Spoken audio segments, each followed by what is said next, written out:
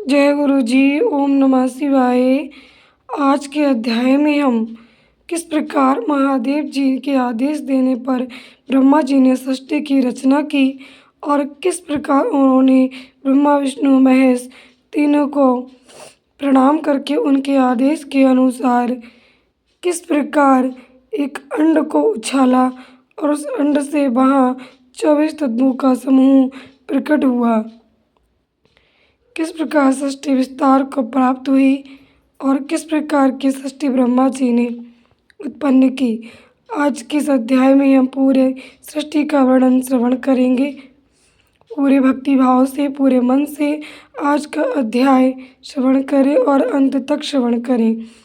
जय गुरु जी। ओम नमः शिवाय। गुरु जी के चरणों में कोटि कोटि नमन प्रणाम वंदन। गुरुर् ब्रह्मा गुरुर् विष्णु गुरुर्देवो महेश्वरा गुरुर् साक्षात् परब्रह्म तस्मै श्री गुरुवे नमः। सृष्टि का वर्णन। तदनंतर नारद जी के पूछने पर ब्रह्मा जी बोले, मुनि, हमें पूर्वोक्त आदेश देकर जब महादेव जी अंतर्ध्यान हो गए तब मैं उनकी आज्ञा का पालन करने के लिए ध्यान मग्न हो कर्तव्य का विचार करने लगा। उस समय भगवान शंकर को नमस्कार करके श्री हरि से ज्ञान पाकर परमानंद को प्राप्त हो मैंने सृष्टि करने का ही निश्चय किया। तात भगवान विष्णु भी वहाँ सदाशिव को प्रणाम करके मुझे आवश्यक उपदेश दे तत्काल अदृश्य हो गए। वे ब्रह्मांड से बाहर जाकर भगवान शिव की कृपा प्राप्त करके वैकुंठ धाम में जा पहुँचे और सदा वहीं रहने लगे। मैंने सृष्टि की इच्छा से भगवान शिव और विष्णु का स्मरण करके पहले के रचे हुए जल में अपनी अंजलि डालकर जल को ऊपर की ओर उछाला। इससे वहाँ एक अंड प्रकट हुआ जो 24 तत्वों का समूह कहा जाता है। विप्रवर वह विराट आकार वाला अंड जड़ रूपी ही था। उसमें चेतनता न देखकर मुझे बड़ा संशय हुआ और मैं अत्यंत कठोर तप करने लगा। 12 वर्षों तक भगवान विष्णु के चिंतन में लगा रहा। तात वह समय पूर्ण होने पर भगवान श्री हरि स्वयं प्रकट हुए और बड़े वेग प्रेम से मेरे अंगों का स्पर्श करते हुए मुझसे प्रसन्नता पूर्वक बोले। श्री विष्णु ने कहा, ब्राह्मण, तुम वर मांगो, मैं प्रसन्न हूँ। मुझे तुम्हारे लिए कुछ भी अदेय नहीं है। भगवान शिव की कृपा से मैं सब कुछ देने में समर्थ हूँ। ब्रह्मा बोले, तात, मैंने कहा, महाभाग, आपने जो मुझ पर कृपा की है वह सर्वथा उचित ही है, क्योंकि भगवान शंकर ने मुझे आपके हाथों में सौंप दिया है। विष्णु, आपको नमस्कार है। आज मैं आपसे जो कुछ मांगता हूँ उससे दीजिए। प्रभु, ये विराट 24 रूप तत्वों से बना हुआ अंड किस तरह चेतन नहीं हो रहा है, जड़ीभूत दिखाई देता है। हरे, इस समय भगवान शिव की कृपा से आप यहाँ प्रकट हुए अतः शंकर की सृष्टि शक्ति या विभूति से प्राप्त हुए इस अंड में चेतनता लाइए। मेरे ऐसा कहने पर शिव की आज्ञा में तत्पर रहने वाले महाविष्णु ने अनंत रूप का आश्रय ले उस अंड में प्रवेश किया। उस समय उन परम पुरुष के सहस्त्रों मस्तक, सहस्त्रों नेत्र और सहस्त्रों पैर थे। उन्होंने भूमि को सब ओर से घेर कर उस अंड को व्याप्त कर लिया। मेरे द्वारा भली भांति स्तुति की जाने पर जब श्री विष्णु ने उस अंड में प्रवेश किया तब वह 24 तत्वों का विकार रूप अंड सचेतन हो गया। पाताल से लेकर सत्यलोक तक की अवधि वाले उस अंड के रूप में वहाँ साक्षात श्री हरि ही विराजने लगे। उस विराट अंड में व्यापक होने से वे प्रभु बैराज पुरुष कहलाए। पंचमुख महादेव ने केवल अपने रहने के लिए सुरम्य में कैलाश नगर का निर्माण किया, जो सब लोकों से ऊपर सुशोभित होता है। देवर्षि संपूर्ण ब्रह्मांड का नाश हो जाने पर भी वैकुंठ और कैलाश, इन दो धामों का यहाँ कभी नाश नहीं होता। मुनिश्रेष्ठ, मैं सत्यलोक का आश्रय लेकर रहता हूँ। तात, महादेव जी की आज्ञा से ही मुझ में सृष्टि रचने की इच्छा उत्पन्न हुई है। बेटा, जब मैं सृष्टि की इच्छा से चिंतन करने लगा उस समय पहले मुझसे अनजान में ही पापपूर्ण तमोगुणी सृष्टि का प्रादुर्भाव हुआ, जिसे अविद्या पंचक अथवा पंच पर्व अविद्या कहते हैं। तदनंतर प्रसन्न चित्त होकर शंभु की आज्ञा से मैं पुनः अनासक्त भाव से सृष्टि का चिंतन करने लगा उस समय मेरे द्वारा स्थावर संज्ञक वृक्ष आदि की सृष्टि हुई, जिसे मुख्य सर्ग कहते हैं। ये पहला सर्ग है। उसे देखकर तथा वह अपने लिए पुरुषार्थ का साधक नहीं है, ये जानकर सृष्टि की इच्छा वाले मुझ ब्रह्मा से दूसरा सर्ग प्रकट हुआ, जो दुख से भरा हुआ है। उसका नाम है त्रिएक्त श्रोता। वह सर्गी पुरुषार्थ का साधक नहीं था, उसे भी पुरुषार्थ साधन की शक्ति से रहित जान। जब मैं पुनः सृष्टि का चिंतन करने लगा, तब मुझसे शीघ्र ही तीसरे सात्विक सर्ग का प्रादुर्भाव हुआ, जिसे उद्रव श्रोता कहते हैं। ये देव सर्ग के नाम से विख्यात हुआ।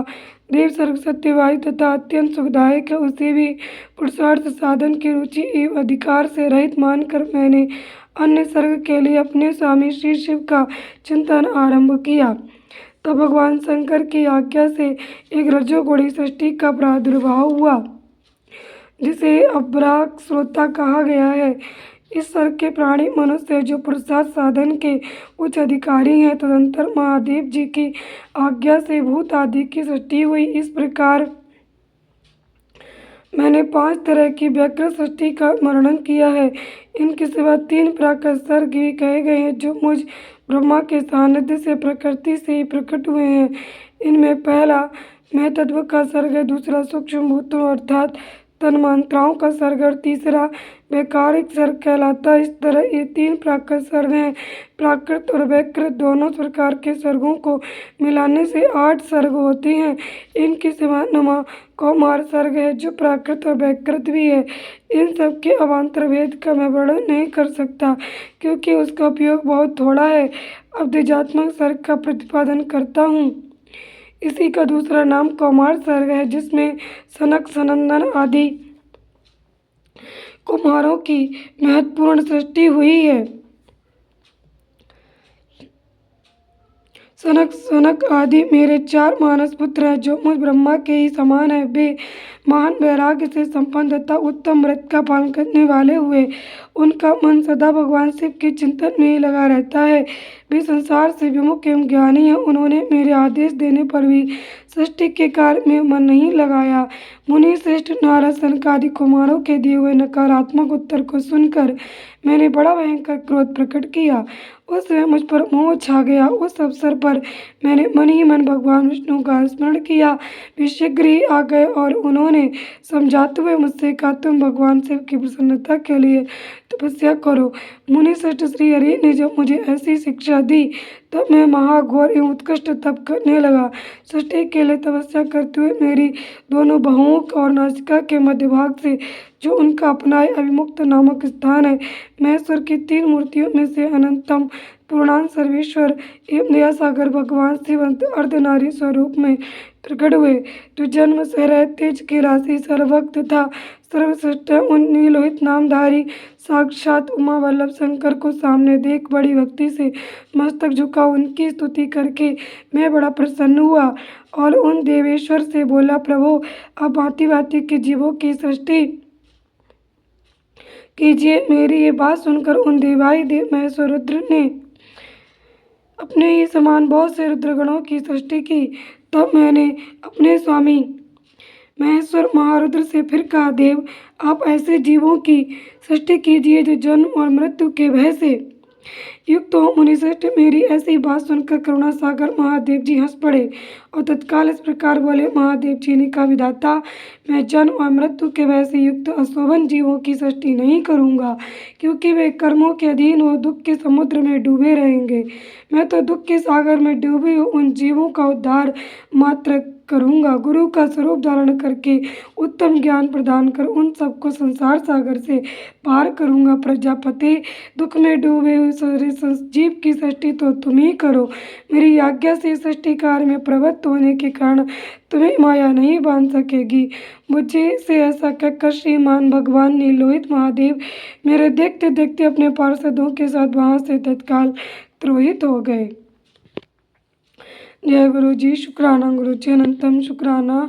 ओम नमः शिवाय। शिव जी सदा सहाय। ओम नमः शिवाय। गुरु जी सदा सहाय। संगत जी, ये वही गुरु महाशिव हैं जिन्होंने शिव महापुराण में लिखा हुआ है, कहा है कि मैं तो दुख के सागर में डूबे हुए मनुष्यों को गुरु रूप धारण करके आऊँगा, उन्हें पार लगाऊँगा। वही गुरु जी आज हमें मिले हुए हैं।